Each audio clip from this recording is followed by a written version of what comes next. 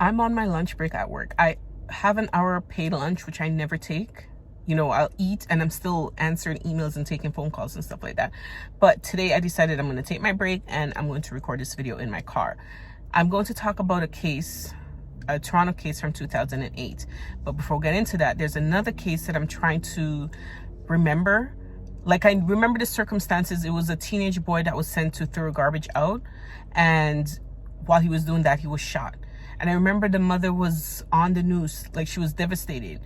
She was blaming herself because she was saying if she didn't send her son to throw garbage out, like, it was just in front of his house and he was shot and killed. But I can't remember the name.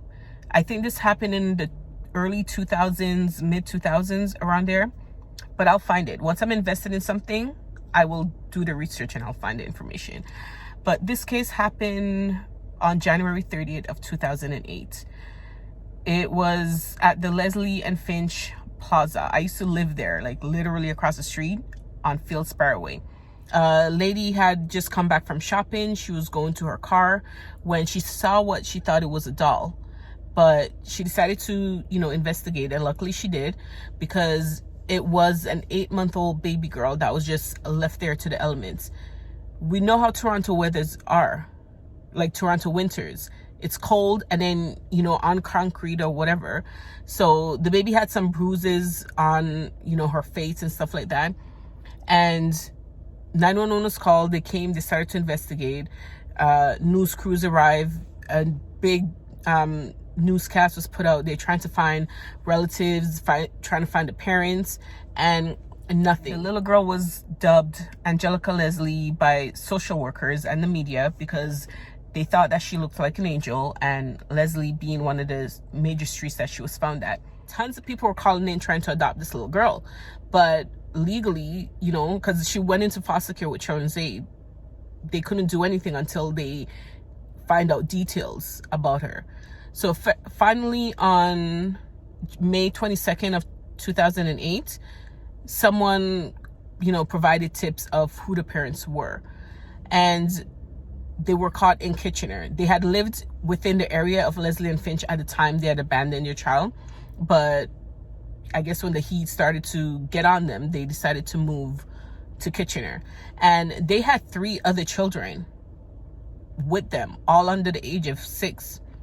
And the mother had 3 kids prior to getting with the father. And their names are Stephanie and Alfonso Warren. So the mother had 8 kids in total. She had 3 kids prior to meeting Alfonso. Those 3 kids were taken away by Children's Aid at some point, and they continued to have more kids.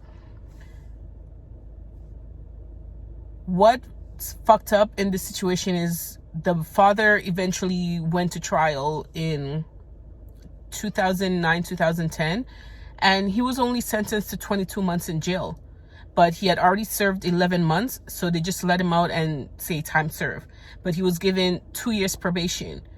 Shortly after he was released, they booked it to Jamaica because I think he was either Jamaican or had Jamaican heritage. So they went to live in Kingston, Jamaica.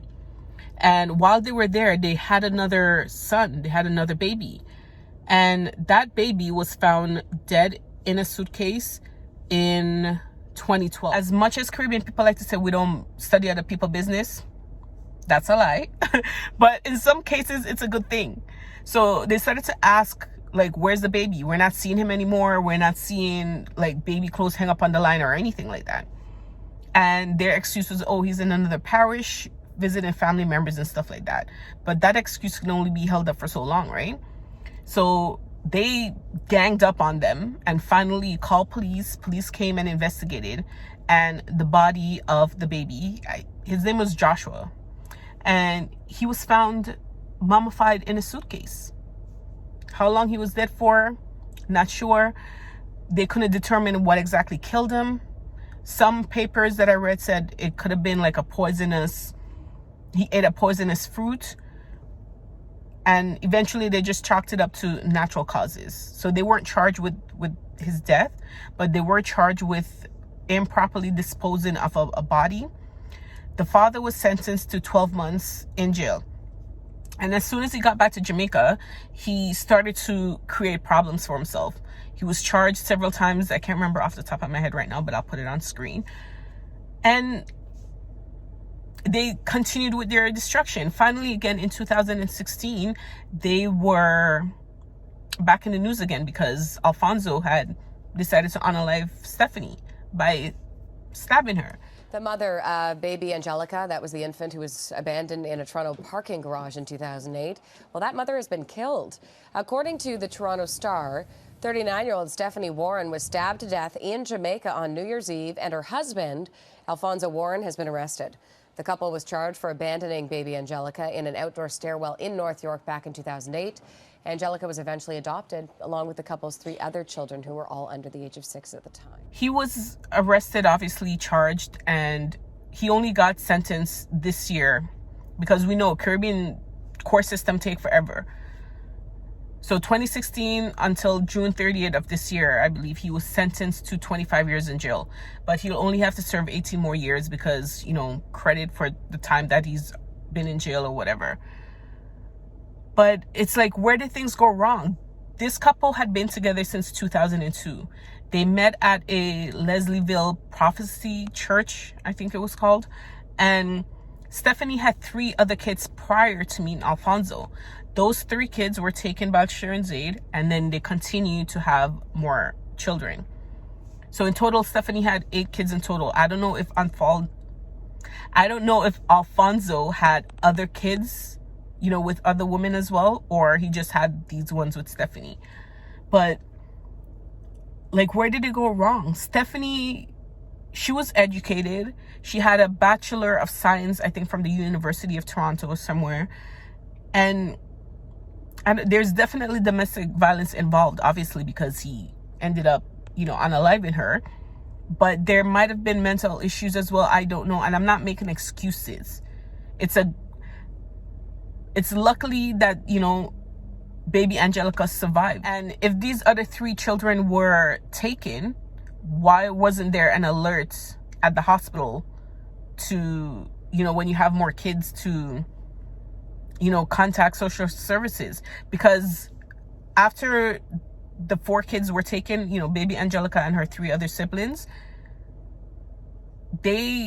when the father was released from jail, they booked it and moved to Jamaica. And one of the reasons was because Stephanie got pregnant again, and an alert would have been put on at that time. So as soon as she had the baby, the baby would have been taken by social services. So why wasn't that done before with the 3 other children, after the first 3 children were taken? It's crazy. It turned out well, I guess, for the kids. I don't know what type of lives they've had, but probably more better than what they would have continued to go through had they stayed with their biological parents, right?